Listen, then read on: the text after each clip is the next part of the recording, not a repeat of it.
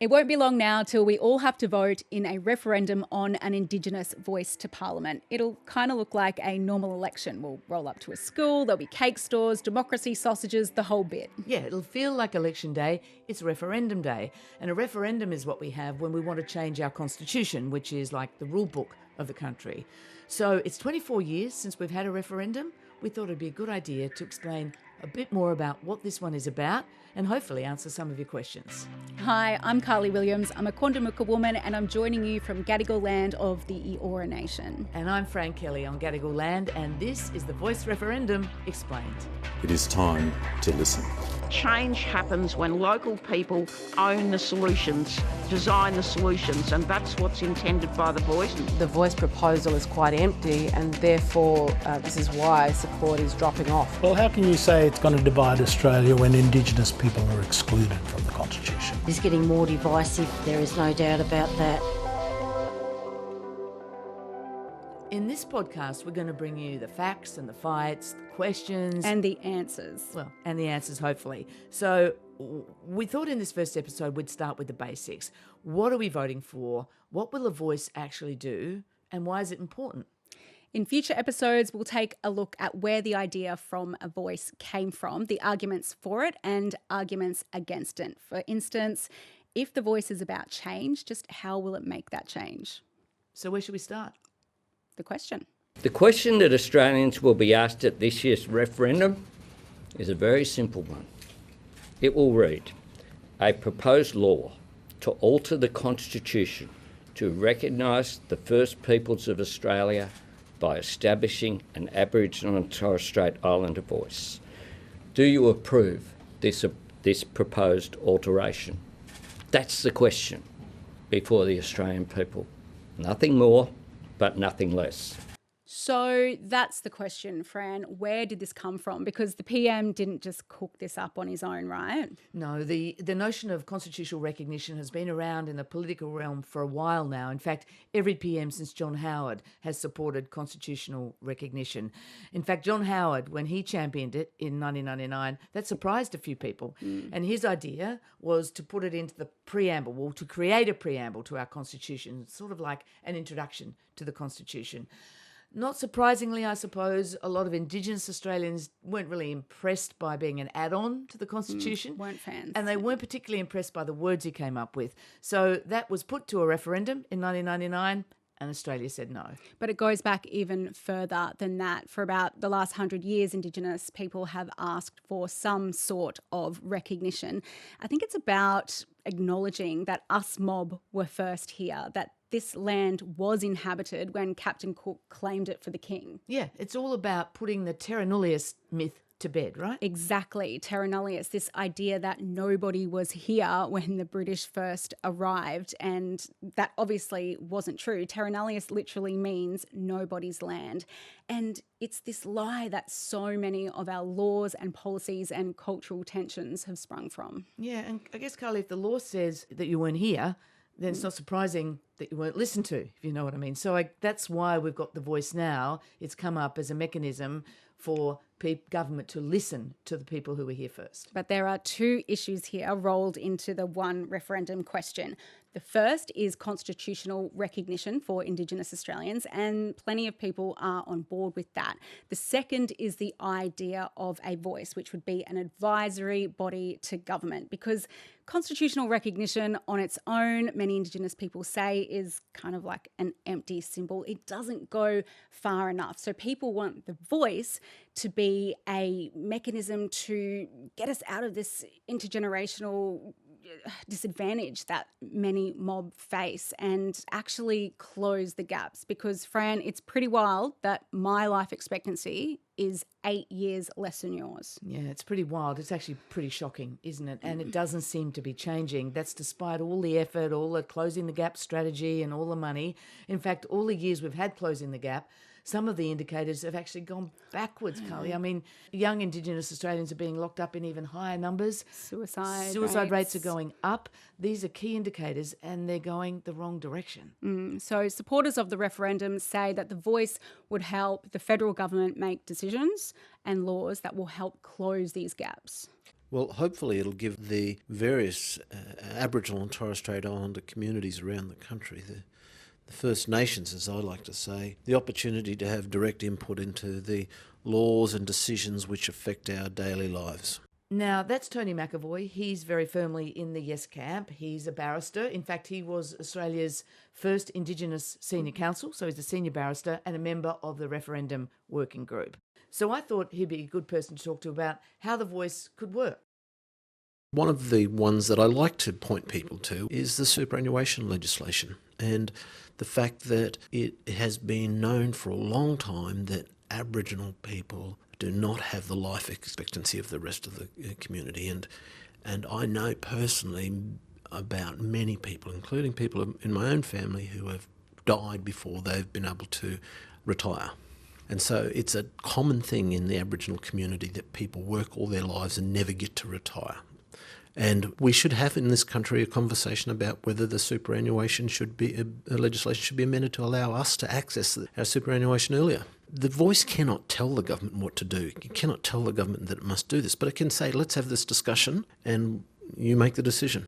So one of the things we wanted to do with this podcast was answer people's everyday questions that they have about the voice. And one of the questions that I'm hearing most is what is more detail about how the voice could work. Yeah, people want more detail. We're hearing that all the time. We do know a fair bit. There are, for instance, 8 design principles that the Indigenous Referendum Working Group have come up with, and they spell out some broad elements of what the voice, the body, would look like and what it would do. For instance, it'll be representative, of course, of Aboriginal and Torres Strait Islander people. It'll be gender balanced. It'll include youth, but it won't run programs. It won't be giving out grants, for instance. It'll also be chosen by Aboriginal and Torres Strait Islander communities.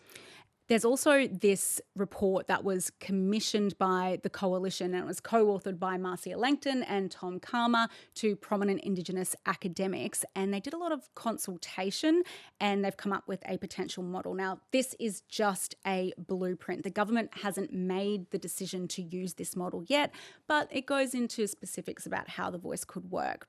For instance, it would be made up of local and regional voices and then a national voice. And that's important because that's one of the big sort of political arguments that, you know, will this voice just be elitist? Yeah, the Calma-Langton model, which, as you say, is not really agreed on by government or by Indigenous Australians yet, really, but it also says that there'd be 24 members on the voice, the national voice, which would be 2 represented from each state and territory, then 5 from remote communities, 3 from Torres Strait. Then there would be, as you say, local and regional voices.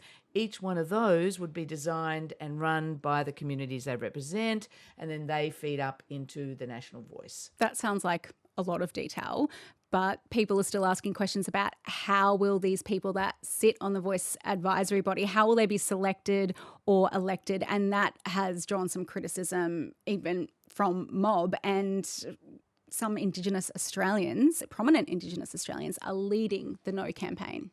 My concern is they're treating Aboriginals as a whole, huge group. Like the Borg, we think the same, we act the same, we do the same things. In actual fact, I said that they should be actually recognised in those Aboriginal nations, because under the laws now they do. There's nothing you can do on Aboriginal land without consulting, negotiating, and doing things. Now, what, you're going to put another layer on top of that of bureaucrats? And this is the big problem I have with it. That's Warren Mundine. So, of course, there are many views among Indigenous Australians about the voice. And when I travel around Australia and talk to people in community, there is a big range of views. Should we include Aboriginal people in the Constitution? Yes or no? And my answer to that is yes. My reason is I'd love to be counted because I'm here. I won't be voting. Obviously, because it does not represent my views and I feel like it does not represent my people. I'll be voting yes because that'll open that door just that little bit wider. I'm intending to vote yes with misgivings because I know it's not enough. So some strong feelings both ways there, Carly. You have been getting around talking to communities lately. The polls aren't much help really because they're pretty old by now too, but the polls have been suggesting very strong support for the voice in Indigenous communities. The PM always says above that. 80%. But is that what you found when you've been moving around? There's no simple answer. Many people say they're united in their yes vote, and then others in towns and communities are very happy to say that they're voting no. Others haven't made their decision yet. But what I'm finding is the public debate around the voice is causing strain on communities and even people within the same family. So people are feeling confusion and uncertainty, and why wouldn't you? This debate has become so politicised. My question is to the Minister for Indigenous Australians. Would the Voice have the power to advise the government to abolish Australia Day? Minister, would the Voice have the power to provide advice to the government on any program within the budget? Would the Voice be able to make representations to the Chief of the Defence Force on military acquisitions or the location or operation of military bases? Mr. Speaker. So those questions have come from opposition MPs, obviously, and they're designed to highlight that we don't actually know the parameters of what it is the Voice would be able to advise on. And this is a pretty hot issue. The No campaign actually says that's very risky for government decision-making. Australians aren't silly. They're not going to take a huge risk with our Constitution. They know that the Constitution belongs to all Australians, not just one group of Australians. But a lot of Australians also want what's best for everybody, including marginalised Indigenous Australians. And I think it's becoming very evident that the Voice to Parliament isn't the way toward solving some of our tough problems. That's LNP Senator Jacinta Nampijinpa-Price. She's the leading No campaigner, really. So I asked Tony McAvoy about that criticism in particular, about whether he sees the proposal as radical, legally radical and risky. There is very little risk, and sometimes when asked this question, I say to people, look, in the grand scheme of things, Aboriginal people in this country have had our languages taken, our culture oppressed, we've been subjected to massacres, we've been incarcerated on reserves, we've been subjected to discrimination and not being able to access proper medical or education. And what we're asking for at this point in the process of this country going forward is the right to make a comment about things that might affect us. And it's such a modest ask in the context of the history of this country since the British arrival that the narrow-mindedness and the small-heartedness of people who want to defeat this is sometimes, to me, quite stunning. So that's a really key point Tony McAvoy is making here. The Voice is an advisory body. It'll give advice to government, but government can ignore that advice. So the government doesn't have to take the advice from the Voice. That's literally what the legislation says, and the Parliament will maintain a veto. And the other important thing to know is that come referendum day, you'll be voting yes or no, but that's not what gets written into the Constitution. There'll also be some words on the referendum paper, 77 words, which are the words that would then, if Australia voted yes, be inserted into our Constitution. So this is the alteration words. Yeah, this is the change, the big change that we'll be voting on. There's a few words there, but I think we need to hear them. Okay, you want me to read them out? Take it away. Okay.